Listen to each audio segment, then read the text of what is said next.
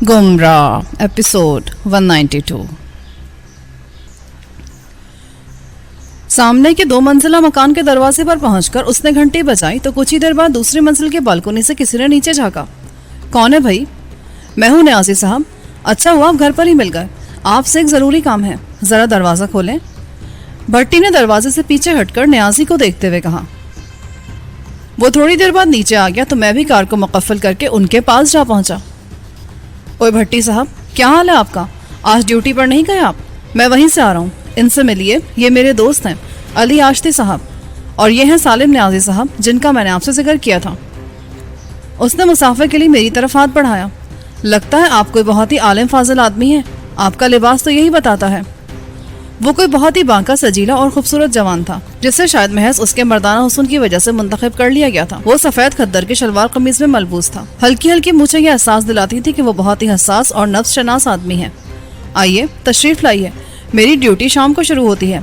काम कुछ ज्यादा हो गया इसलिए किसी अफसर को रात के वक्त भी वहाँ रहना पड़ता है।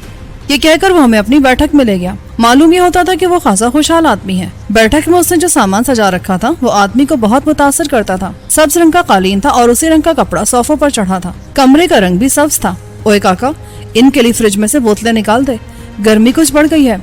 क्यों भट्टी साहब, खैर से तो आए हैं ना? खैर ही है जी, बिल्कुल खैर है। वैसे ये मकान आपको बहुत अच्छा मिल गया और बाग इसमें बिल्कुल मुफ्त का है। क्या मतलब? एक छोटा सा लॉन है और बस। लॉन तो है ही, मगर ये लियाकत बाग भी तो देखें। यहाँ से आप कुल्ली करें तो पानी सीधा बाग में जाता है। अच्छा, यानी इसे आप मेरे घर का पाए बाग समझ रहे हैं? उसके मुलाजिम ने बोतलें लाकर मेज पर रखी। इतने में फोन की घंटी बजने लगी। उसने हाथ बढ़ाकर रिसीवर उठा लिया। कौन है भाई? नहीं भाई, तुम इधर कहाँ आ गए हो? बहुत ही रॉन्ग नंबर है ये। वो रिसीवर रखकर हमारी तरफ मुतवज्जो हुआ। ये लें भट्टी साहब, कोका कोला पिए। आप भी ले जनाब। इनसे आपने मुकम्मल तारुफ नहीं करवाया भट्टी साहब। खैर तो है ना? खैर ही है न्याजी साहब, मेरा फर्ज है कि आपकी अच्छे अच्छे लोगों से मुलाकात कराता रहूं। तो आपका ख्याल है कि आप मुझे ममनून फरमा रहे हैं? ठीक है, मैं शुक्रगुजार हूं कि आपने इनसे मेरी मुलाकात करवा दी, पर मामला क्या है? मेरा ख्याल है आप खाना तो जरूर खाकर जाएंगे।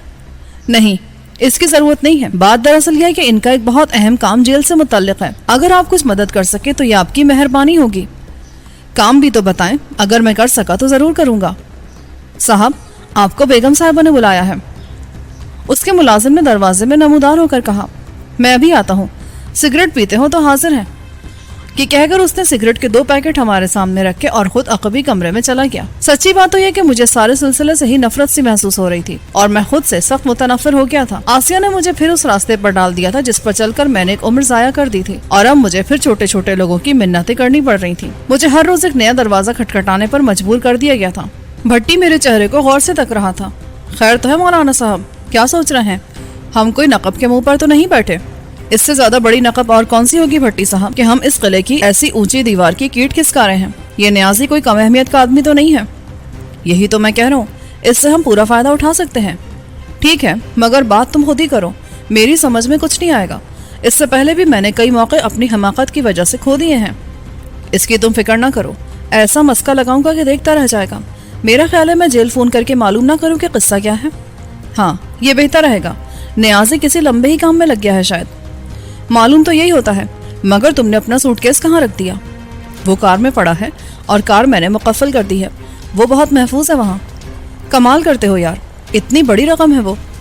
कहीं नहीं जाती भाई, तुम अपना रांझा राम करो, बात करो जेल के किसी आदमी से। मैं भी इस वसवसे में मुब्तला था कि खुदा जाने वहाँ हालात क्या से क्या हो गए हों। भट्टी ने उठकर फोन के नंबर घुमा दिए।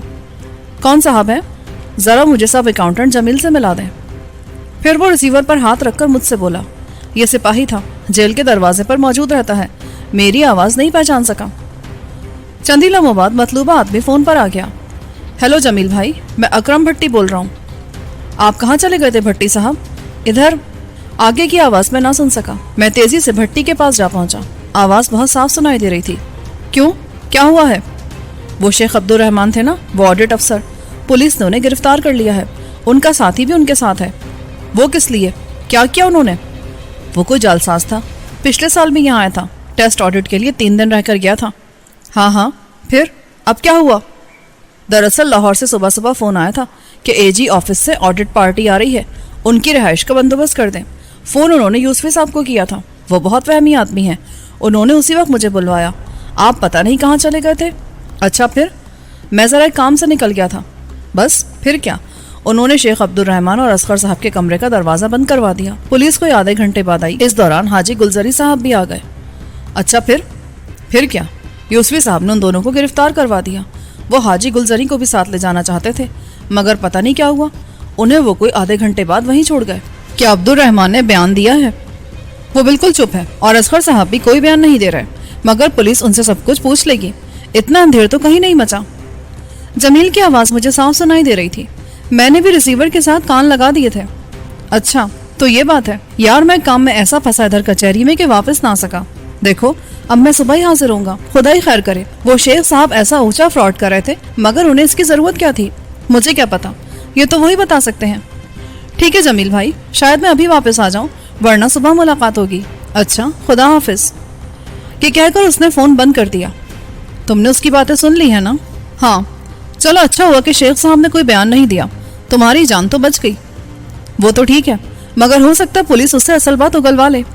کچھ نہیں ہوگا، تم یوں کرو کہ یہاں سے فارغ ہوتے ڈیوٹی پر حاضر ہو جاؤ۔ ہاں میں یہی کرتا ہوں، میرا وہاں ہونا بہت ضروری ہے۔ اتنے میں نیازی صاحب دوبارہ کمرے میں واپس آ گئے۔ مجھے افسوس ہے بھٹی صاحب، دیر کچھ زیادہ ہی ہو گئی، ایک مہمان آ گیا تھا گھر میں۔ مسئلہ یہ ہے نیازی صاحب کہ ہماری جیل میں 2 قیدی آئے ہیں، ایک عورت اور ایک مرد، اور وہ اپنے آشتی صاحب کے بہت قریبی عزیز ہیں۔ اوہ اچھا، وہ ان کے بہت قریبی عزیز ہیں؟ جی، اور یہ چاہتے ہیں کہ آپ ان کی رہائی میں ان کی مدد کریں۔ کتنی سزا ہوئی ہے انہیں؟ ان کا تو ابھی مقدمہ بھی شروع نہیں ہوا، پولیس نے اپنا ریمانڈ ختم کر کے انہیں جیل بھجوا دیا ہے۔ ویسے وہ عورت پہلے کی سزا یافتہ ہے، مگر ابھی اس کی سزا ختم نہیں ہوئی تھی کہ وہ جیل سے بھاگ نکلی، اور پھر سنا ہے اس نے کسی آدمی کو قتل کر دیا تھا، مگر اس کا ثبوت پولیس کے پاس نہیں ہے۔ ان کا مقدمہ بھی شروع نہیں ہوا ہے؟ ویسے وہ ہیں کون؟ ان کے نام تو مجھے معلوم ہونے چاہیے۔ یہ بھی ہم بتا دیں گے نیازی صاحب۔ بھٹی بہت محتاط انداز میں بات کر رہا تھا۔ میں نے اسے کہہ دیا تھا کہ وہ ان دونوں کے نام اسے جب ہی بتائے گا جب وہ اس کام پر پوری طرح آمادہ ہو جائے گا۔ پہلے ہمیں یہ معلوم ہونا چاہیے کہ آپ اس سلسلے میں کیا کر سکتے ہیں۔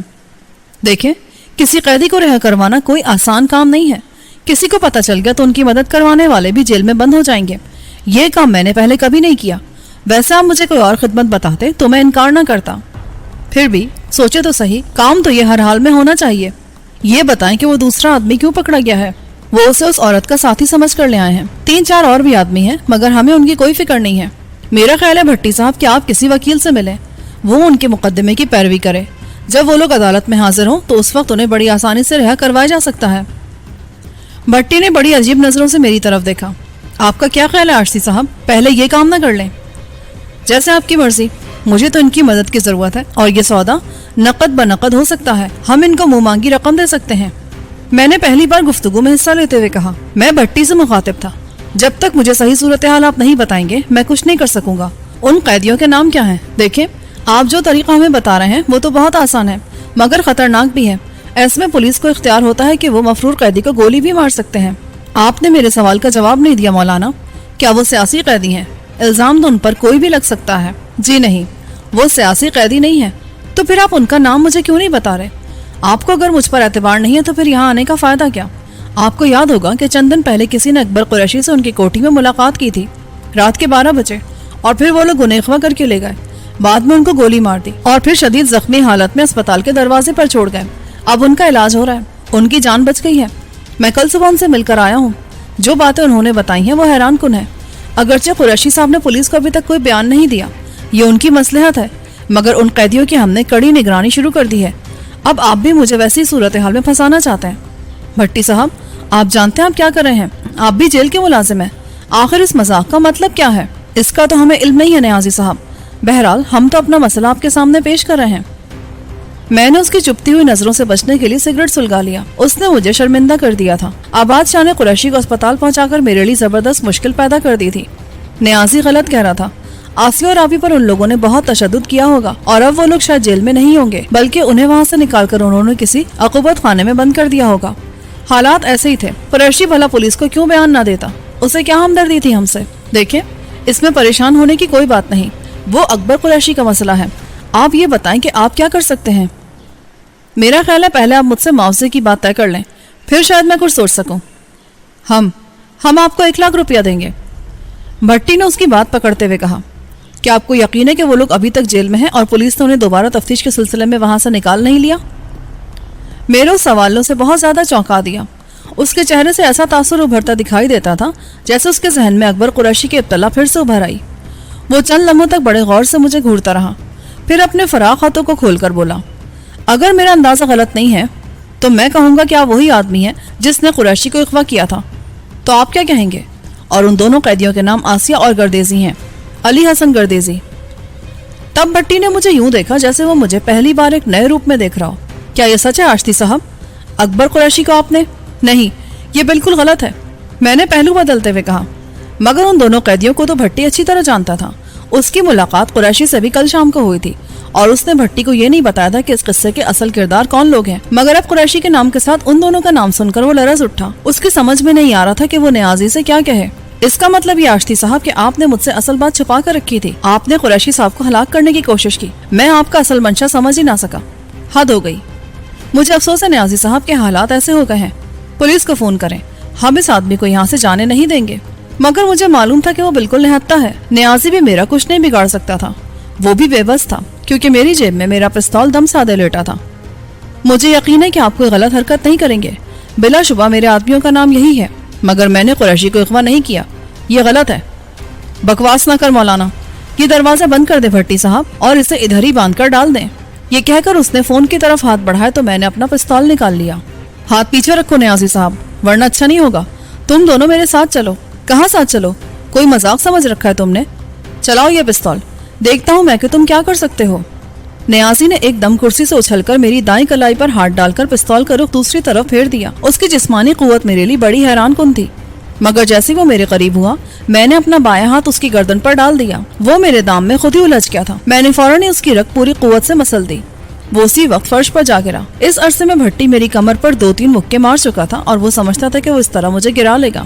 جیسے ہی نیازی بے ہوش ہوا میں نے الٹ کر پستول اس کے سینے پر لگا دیا۔ کیا خیال ہے، چلا دوں گولی؟ آواز بالکل پیدا نہیں ہوگی، یہ بے آواز کام کرتا ہے۔ حالانکہ یہ بات غلط تھی۔ اس کا رنگ فق ہو گیا۔ مجھے معاف کر دیں آشتی صاحب، میں آپ سے بے حد شرمندہ ہوں۔ کوئی بات نہیں، اٹھاؤ اسے اور کار میں ڈالو، چلو تم سے میں پھر بات کروں گا، جلدی کرو، مگر بکواس بند کرو، تیرے ایک ایک گھونسے کا میں تجھ سے بدلہ لوں گا، چل اٹھا اسے۔ وہ پریشان ہو کر آگے بڑھا اور نیازی کو کمر پر لاد کر دروازے کی طرف بڑھنے لگا۔ میں یہ دعا مانگ رہا تھا کہ اس وقت گھر کا کوئی آدمی اندر نہ آ جائے۔ خدا کا شکر ہے کہ ایسا نہیں ہوا۔ میں نے آگے بڑھ کر دروازہ کھولا اور ان دونوں کو کمرے سے باہر نکال دیا۔ کوئی 10 ہاتھ کا صحن ہمارے سامنے تھا۔ اسے عبور کر کے ہم بڑے دروازے سے آگے نکلے اور تیزی سے کار تک جا پہنچے۔ کسی کو کانوں کان خبر نہ ہو سکی۔ نیازی کے گھر والے اس وقت اندر کے کسی کمرے میں مہمانوں کی آؤ بھگت میں لگے ہوئے تھے اور میرے لیے میدان بالکل صاف تھا۔ میں نے کار کا دروازہ کھولا تو بھٹی نے اپنا بوجھ اس کے اندر پچھلی سیٹ پر ڈال دیا۔ چل اب تو بھی اگلی سیٹ پر بیٹھ جا، میں تجھے معاف نہیں کروں گا بھٹی، تو نے بہت غلط حرکت کی ہے، چل لگ آگے۔ میں نے پستول اس کی کمر سے لگا دیا۔ وہ لرزتا ہوا اگلی سیٹ پر جا بیٹھا۔ مجھے معاف کر دیں آشتی صاحب، میں تو آپ کی مدد کرنا چاہتا تھا۔ مجھے معلوم ہے، مگر اب تم مجھے اکبر قریشی کا قاتل سمجھ رہے ہو، یہی بات ہے نا؟ تیری تڑپڑی کو میں اچھی طرح سمجھتا ہوں۔ میں نے کار اسٹارٹ کی اور اسے اڑاتا ہوا میں پھر لیاقت روڈ پر جا پہنچا۔ مگر سوال یہ تھا کہ میں ان دونوں کو ساتھ رکھ کر کرتا کیا؟ ان کے ایک وار سے تو میں بچ گیا تھا اور یہ بہت ضروری تھا۔ فون ان کے سامنے رکھا تھا، ایک ذرا نمبر گھمانے کی دیر تھی اور وہ 2 تھے، مجھ پر غالب آ سکتے تھے، مگر انہیں کیا معلوم تھا کہ وہ کس سے بات کر رہے ہیں۔ نیازی کا داؤ بہت عمدہ تھا، اس نے میرے تنے میں پستول کا رخ موڑ دیا تھا۔ اگلا مرحلہ بھی کچھ مشکل نہیں تھا، مگر میرے دونوں ہاتھ بہت کاری تھے۔ اب سوال یہ پیدا ہوتا تھا کہ میں کب تک ان لوگوں کی منتیں کرتا رہوں گا۔ مجھے یقین تھا کہ آبی اور آسیہ جیل میں نہیں ہے۔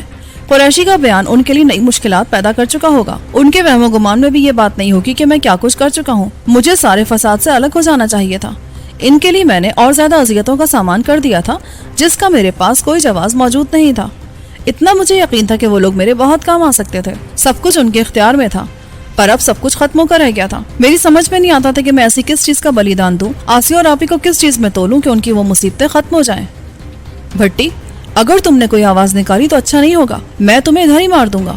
میں نے بھٹی کو خوفزدہ نظروں سے گرد و پیش کا جائزہ لیتے دیکھ کر کہا۔ مری روڈ کے چوک پر چند سپاہی کھڑے تھے، مگر بھٹی نے انہیں مخاطب نہیں کیا۔ میری دھمکی اس پر اثر کر گئی۔ میں نے کار کو وقار النساء کالج کی طرف موڑ دیا۔ کچھ ہی دیر بعد ہم چکلالہ روڈ پر جا چڑھے۔ सड़क वीरान थी और उस पर से गुजरकर हम सीधे आगे निकल गए। मैं चाहता था कि उन दोनों को बांधकर किसी जगह डाल दूं। उनको मार देने से मुझे कुछ हासिल नहीं हो सकता था। जो होना था वो तो हो ही चुका था। आसिया और आबी कुरैशी के बयान की वजह से जिस अजियत से दो चार हो चुके थे, मैं उसे कम तो नहीं कर सकता था।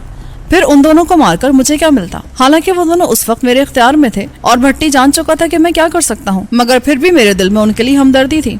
जब हम चकलाला से आगे निकले तो अचानक भट्टी ने मेरे सामने हाथ जोड़ दिए। मुझे माफ कर दें आश्ती साहब, मैं वादा करता हूँ कि इस बात का किसी से जिक्र नहीं करूंगा।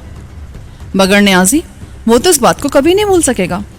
मैं उसे भी समझा दूंगा जनाब, हम इसका कभी किसी से जिक्र नहीं करेंगे।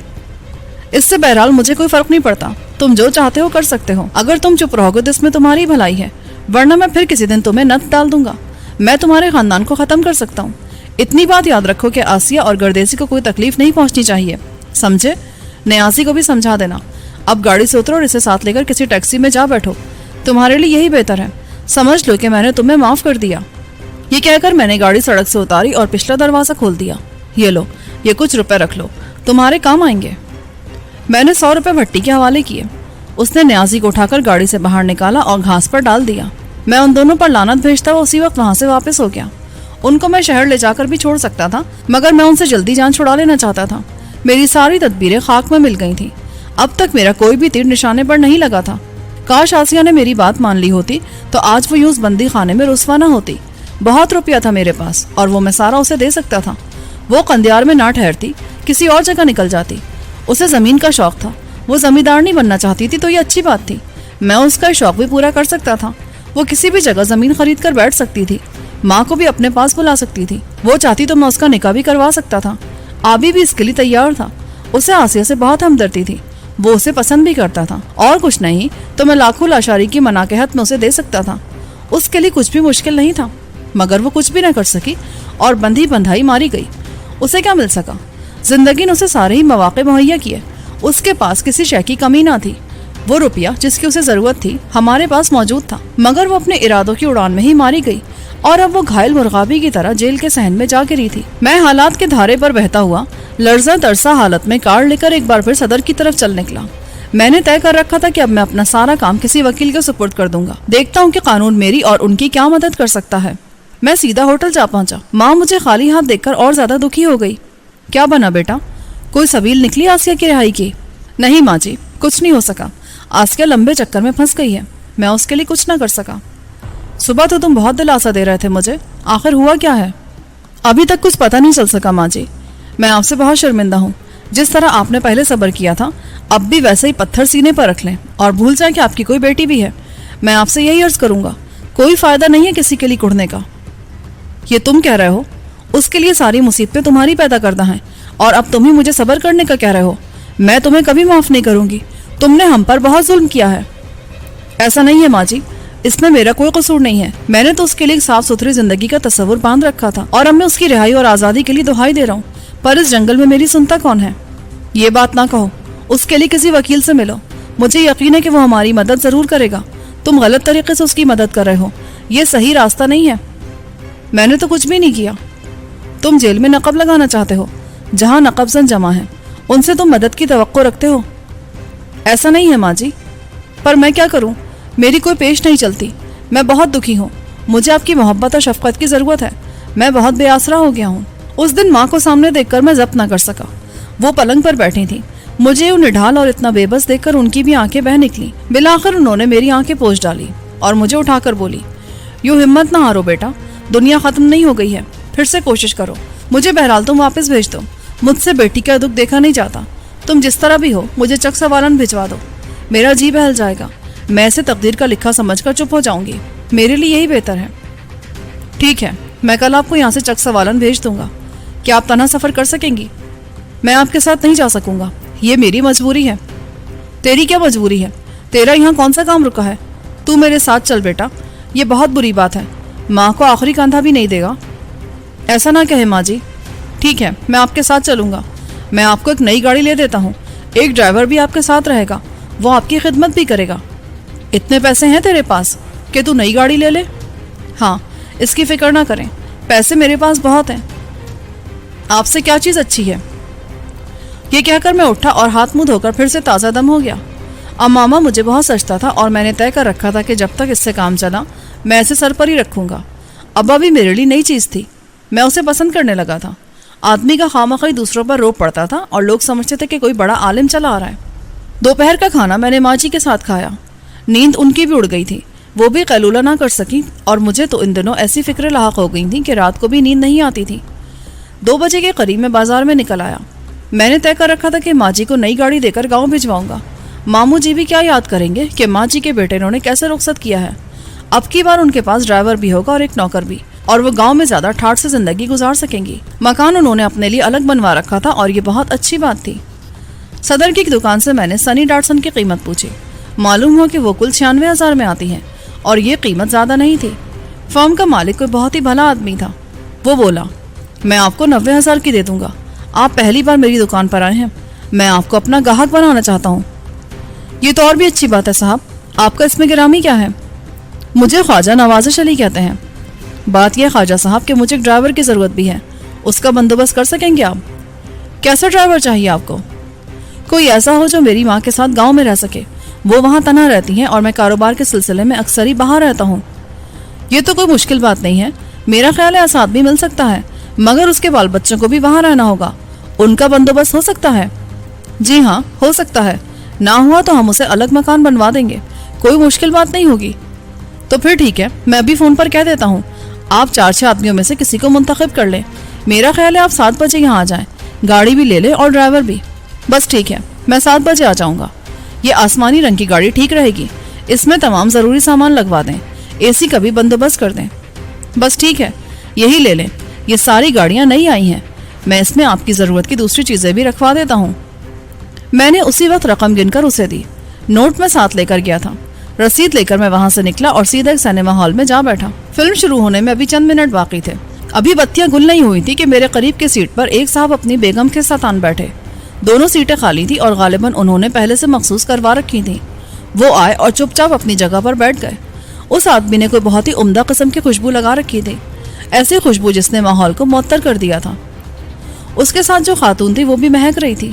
فلم جلدی شروع ہو گئی۔ میرا دھیان مگر ابھی تک انہی کی طرف تھا، لیکن ان کی گفتگو کا سرا میرے ہاتھ نہیں آ رہا تھا۔ البتہ ایک جیل کا لفظ بار بار مجھے چونکا رہا تھا۔ فلم کے مقال میں اتنی بلند آواز میں ادا ہو رہے تھے کہ ان دونوں کی باتوں میں سے کوئی فقرہ مکمل طور پر سن لینا میرے بس میں نہ تھا۔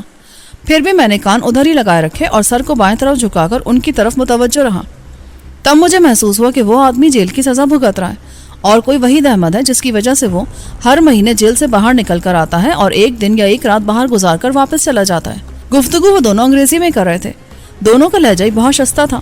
وہ خاتون بھی بہت عمدہ انگریزی بول رہی تھی جسے سن کر مجھے حیرت ہو رہی تھی، اور آج انہوں نے فلم دیکھنے کا پروگرام بنایا تھا۔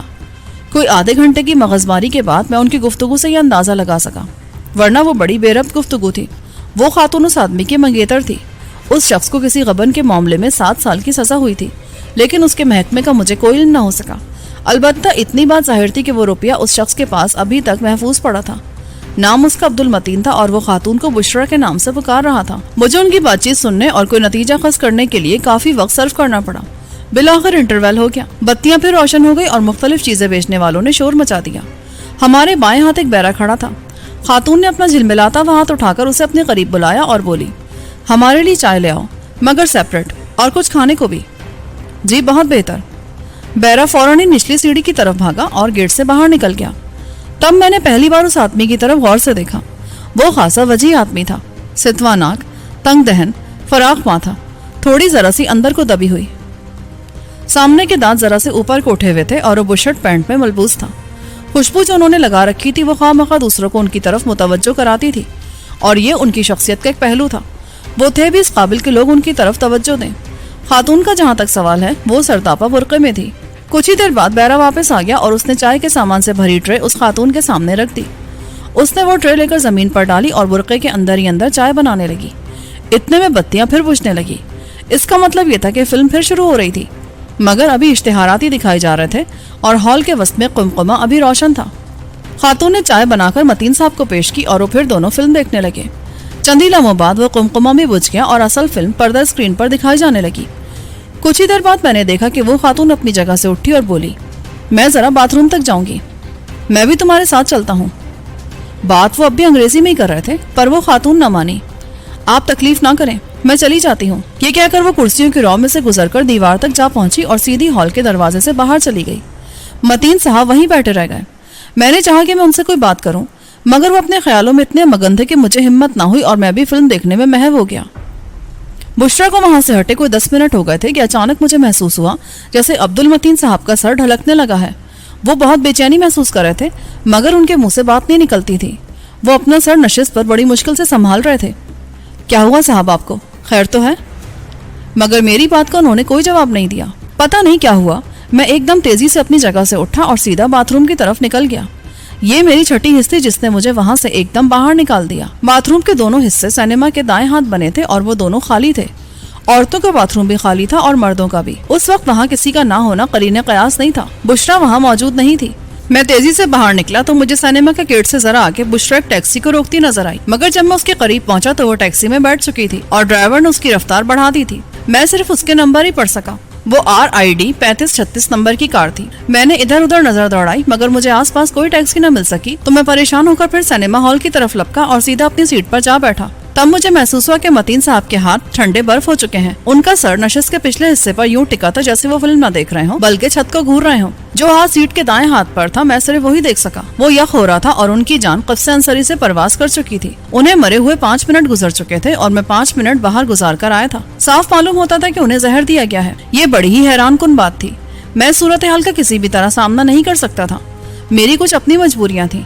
मैं सिनेमा के मालिकों को इत्तला देता, फिल्म रुकवाता तो वो पुलिस को बुला लेते और तफ्तीश होती तो मामला फिर वहीं आन ठहरता कि मकतूल के आसपास और कौन कौन बैठा था। और मैं ऐसा गुनाहगार था कि पुलिस के किसी भी सवाल का जवाब नहीं दे सकता था। मेरे लिए यही बेहतर था कि मैं वहाँ से निकल जाता। किसी को अभी तक ये शुबा नहीं हुआ था कि अब्दुल मतीन पर क्या गुजर चुकी है। मेरा वहाँ से उठ जाना भी गलत था, मगर मैं वहाँ ठहर कर मजीद परेशानियां पैदा नहीं कर सकता था। मैंने बड़ी एहतियात से इर्द गिर्द का जायजा लिया और फिर आखिरी नजर अब्दुल मतीन पर डालकर मैं वहाँ से उठ गया। चंद ही लम्हों बाद मैं सिनेमा से बाहर आ चुका था, मगर मेरे जहन पर अजीब सा इस्तराब तारी था। सिनेमा से निकलकर मैं सीधा एक होटल में जा बैठा और एक अलग थलग सीट संभाल ली। मैंने चाय का ऑर्डर दिया और मेज पर रखा अखबार देखने लगा। बुशरा टैक्सी में फरार हुई थी। अच्छा हुआ कि मैंने उसकी आखिरी झलक देख ली थी, मगर उसको रोक लेना तो किसी भी तरह मेरे बस में ना था। बिलाशुबा वो बहुत काम की औरत साबित हो सकती थी। ऐन मुमकिन अब्दुल मतीन के लिए जेल का दरवाजा उसी ने खुलवा रखा हो। ये उसकी ही करिश्मा साज निकाह का असर हो कि उसने अब्दुल मतीन के लिए रियायत हासिल कर ली हो, मगर उसने उसको जहर क्यों दे दिया? ये बड़ा ही अहम सवाल था और मैं उसे हल करना चाहता था, क्योंकि मेरा मफाद भी जेल से वाबस्ता था। अगर आसिया जेल में ना पहुंचती तो फिर शायद करने के लिए मुझे कोई काम ना था। मैं वाकई ये दुनिया त्याग देता, मगर अब मुझे जमकर ठहर कर इस चौमुखी लड़ाई में अपना किरदार अदा करना था। और ऐसे में बुशरा मेरे बहुत काम आ सकती थी, मगर उसको ढूंढ लेना भी आसान ना था। सिर्फ उसकी टैक्सी का नंबर ही मुझे याद रह गया था, लेकिन इसका क्या सबूत था कि टैक्सी ने उसे उसके घर के सामने उतारा होगा? हाँ, इतना जरूर था कि उसकी सिमत का अंदाजा उस टैक्सी ड्राइवर से किया जा सकता था, मगर उसको तलाश कर लेना भी बहुत मुश्किल था। अगर वो कहीं अचानक ही मुझे नजर आ गया तो और बात है, वरना मैं उसको तलाश नहीं कर सकता था। काफी देर तक मैं होटल में बैठा रहा, यहाँ तक कि 6 बज गए। वहां से उठकर मैं सीधा ख्वाजा नवाजिश के पास जा पहुंचा। उसने गाड़ी हर तरह से सजा दी थी और उसमें पेट्रोल भी उसने भरवा दिया था। तमाम कागजात तैयार थे, वो मैंने उससे ले लिए। वो बहुत खुश था कि उस रोज उसने गाड़ी बेच ली थी। गाड़ी को अच्छी तरह परखने के बाद ख्वाजा साहब ने 2-4 आदमी बुलवा लिए जो उसने मेरे कहने पर वहां जमा कर लिए थे। मुझे उनमें से किसी एक का इंतखाब करना था। एक अधेड़ उम्र का आदमी मुझे अच्छा लगा। नाम उसका निजामुद्दीन था और वो उन दिनों बहुत ही पतले हाल में था। उसको जब मैंने देखा तो ख्वाजा साहब बोले, जनाब, मेरा ख्याल है कि आप इसे मेरी जिम्मेदारी पर मुलाजिम रख लें। कहीं भी रह सकता है, अकेला दम है इसका, हर खिदमत के लिए तैयार होगा।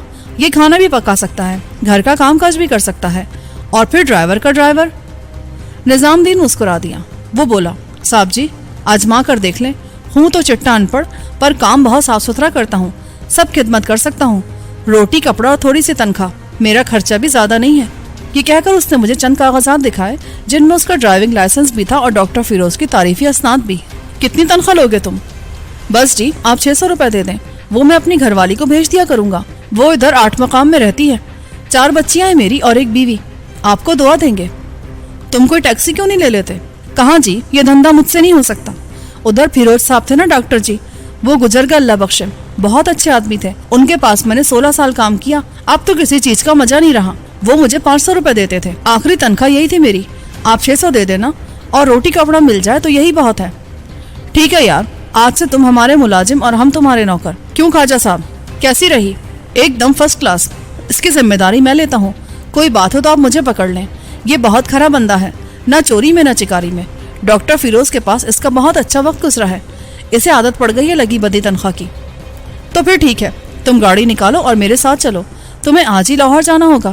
میں تیار ہوں صاحب جی، مگر آپ کے پاس تو ایک گاڑی ہے نا؟ اس کی فکر نہ کرو، میں اسے یہاں خواجہ صاحب کے پاس چھوڑ دیتا ہوں، کل کسی وقت لے لوں گا۔ کوئی بات نہیں، گاڑی آپ میرے گیراج میں رکھوا دیں۔ چلو نظام دین، یہ گاڑی باہر نکالو۔ کچھ ہی دیر بعد میں نے اپنی کار خواجہ صاحب کے گیراج کے اندر چھوڑی اور نئی گاڑی لے کر باہر نکل آیا۔ نظام دین بہت اچھا ڈرائیور تھا، اس نے گاڑی سڑک پر ڈالی تو بولا، آپ نے بہت اچھا سودا کیا صاحب جی، یہ بہت ودیا گاڑی ہے، پیٹرول بھی کم خرچ کرتی ہے، مزہ آتا ہے اسے چلانے میں، واہ واہ۔ اس نے ایک ایک کر کے اس کے سارے پرزوں کو آزما کر دیکھ لیا، وہ خوش ہو گیا تھا۔ اس کے کاغذات اور نمبر وغیرہ کا کام تم لاہور جا کر کروا سکتے ہو، وہاں ہمارا ایک ملازم حیدر ہوگا، وہ بھی سمجھدار آدمی ہے، مجھے امید ہے کہ تمہاری اس سے اچھی نپ جائے گی۔ جو میرے مولا کو منظور، میں تجھے پیدا ہی خدمت کے لیے ہوا ہوں، کل پرسوں آپ پھر پنڈی آ جائیں گے۔ ہاں مجھے کچھ کام ہے یہاں، بہرحال میری ماں جی ہیں، تم ان کے ساتھ رہو گے۔ کچھ ہی دیر بعد میں نے وہ گاڑی ہوٹل کے سامنے جا رکوائی۔ نظام دین اندر ہی بیٹھا رہا اور میں ماں جی کے پاس گیا۔ وہ مجھے دیکھ کر بولی، پھر کیا سوچا تم نے؟ میں چک سوالن چلی جاؤں؟ آپ لاہور جائیں گی ماں جی، ادھر گلبرگ میں نے کوٹھی خرید رکھی ہے، آپ اس میں مالک کی حیثیت سے رہیں گی، 2 ملازم بھی آپ کے ساتھ ہوں گے، ایک ڈرائیور اور نظام دین، وہ آپ کو یہاں سے گاڑی میں بٹھا کر لاہور لے جائے گا۔ کوٹھی میں میرا ایک ملازم حیدر رہ رہا ہے، وہ آپ کی بہت خدمت کرے گا، بس آپ بے فکر ہو جائیں، آسیہ کو میں کسی نہ کسی طرح جیل سے رہا کروا لوں گا۔ تمہارے پاس کوٹھی بھی ہے اور تم نے مجھے بتایا تک نہیں، گلبرگ میں ہے نا؟ ہاں ماں جی، اسے دیکھ کر آپ خوش ہو جائیں گی۔ تم میرے ساتھ چلو نا؟ ہاں میں آپ کے ساتھ چلوں گا، آپ کو وہاں ساری سہولتیں مہیا ہوں گی، آپ کا بیٹا کو ایسا گیا گزرا بھی نہیں ہے۔ تو چلو پھر تیاری کرو، ہوٹل کا بل ادا کر کے ہم آج ہی لاہور چلتے ہیں، مجھے کیا لینا ادھر چک سوالن میں، تیرو سلامتی ماموں کے پاس ہے کیا سوائے حسد کے۔ یہ کہہ کر وہ اپنی چیزیں سمیٹنے لگی۔ کچھ ہی دیر بعد مغرب کی اذان ہو گئی، انہوں نے نماز ادا کی اور کمرے کا اچھی طرح جائزہ لینے کے بعد بولی، بس اب نکل چلو، میں وہاں اطمینان سے بیٹھ کر اب تیرے بیاہ کا بندوبست کروں گی، بہت آوارہ گردی کر لی تم نے، وہ بھی گھر آ جائے تو میں اس کا بھی اچھی طرح بندوبست کروں گی، اس چوڑی کا نام آسیہ اور کام تو دیکھو بھلا، حد ہو گئی، ایسی نکلے گی وہ، اس کا مجھے اندازہ نہ تھا۔ اسے کچھ نہ کہے ماں جی، وہ بے قصور ہے، بہرحال آپ چلے یہاں سے۔ کچھ ہی دیر بعد وہ ہوٹل سے باہر آ گئی۔ یہ کار دیکھ رہی ہیں آپ، یہ میں نے آج ہی خریدی ہے، 90,000 میں ملی ہے۔ تو نے اتنے پیسے خرچ کر دیے، میرے لیے نئی گاڑی خرید لی، میں کو خواب تو نہیں دیکھ رہی، اور کوٹھی بھی تیرے پاس ہے۔ ہاں ماں جی، آپ کے لیے تو میں کچھ بھی نہ کر سکا ابھی تک، اس سال میں آپ کو حج کراؤں گا، آپ جاتی درخواست دے دیں، حیدر آپ کو سب کچھ سمجھا دے گا۔ نظام دین نے ہمیں سڑک پار کرتے دیکھا تو ایک دم باہر آیا اور دوڑ کر ہمارے پاس آن پہنچا۔ السلام علیکم ماں جی۔ صاحب جی، یہ آپ کی والدہ ہے نا؟ والدہ نہیں، والدہ کہو، ہاں ان کو اندر بٹھاؤ۔ نظام دین ہماری رہنمائی کرنے لگا اور سڑک کی ٹریفک سے بچا کر اس نے ماں جی کو کار میں بٹھا دیا۔ میرا سوٹ کیس جس میں اب 9 لاکھ کی رقم موجود تھی اگلی 2 سیٹوں کے درمیان رکھا تھا۔ ماں جی کار میں بیٹھ کر ہر شے کو بڑے غور سے دیکھ رہی تھی۔ میرے کہنے کے مطابق خواجہ صاحب نے اس کو ایئر کنڈیشن بھی کر دیا تھا، مگر وہ ابھی نظام دین نے چلایا نہیں تھا۔ یہ تو بہت اچھی گاڑی ہے بیٹا، تو نے کیسے خرید لی؟ بس مت پوچھے ماں جی، سمجھے جس چیز پر آپ ہاتھ رکھیں گی وہ آپ کی ہو جائے گی، سارا راستہ یہ آپ کو ٹھنڈی ہوا دے گی۔ اللہ تیرا شکر ہے کہ تو نے مجھے یہ دن بھی دکھایا، ورنہ وہ تیرا تایا عبدالغنی تو ہمیں بہت ہی فقیر سمجھتا تھا، خدا اس کا بیڑا غرق کرے۔ وہ تو ہو ہی چکا ہے ماں جی، اس کے بارے میں کچھ مت سوچیں۔ چل بھائی نظام دین، اب اس کار کا اسی بھی چلا دے، خواجہ صاحب نے 2 گھنٹے میں اس کے اندر بڑا کام کروایا ہے۔ وہ تو جی بہت بھلے آدمی ہے، میں انہیں جانتا ہوں، کہ کہہ کر اس نے گاڑی آگے بڑھا دی۔ نئی سواری میں کچھ عجب ہی مزہ، میں تو نہال ہو گیا۔ اگلی سیٹ پر بیٹھ کر میں نے کیسٹ ریکارڈر چلا دیا۔ ماں جی اور زیادہ حیران ہوئی، ان کے لیے سب کچھ بالکل ہی نیا اور حیرت انگیز تھا۔ روات سے آگے نکل کر انہوں نے زیادہ جم کر پچھلی سیٹ پر قبضہ جما لیا، ورنہ شاید وہ یہ سمجھ رہی تھی کہ انہیں اس میں ایک طرف ہو کر بیٹھنا ہوگا۔ سفر بڑے مزے سے کٹا اور ہم رات کو کوئی 12:30 بجے لاہور جا پہنچے۔ جہلم میں گاڑی روک کر نظام دین نے ہمارے لیے ڈھیر سارے پھل خرید لیے۔ ماں جی سارا راستہ ان سے دل بہلاتی رہیں۔ حیرت ہے کہ انہوں نے مجھ سے راستے میں آسیہ کے بارے میں کوئی بات نہ کی، شاید وہ نظام دین کی وجہ سے ایسا کر رہی تھی۔ بہرحال انہیں یہ احساس تھا کہ کسی اور کے سامنے انہیں کوئی ایسی بات نہیں کہنی چاہیے جس سے ان کی یا ان کے بیٹے کی سبکی ہو۔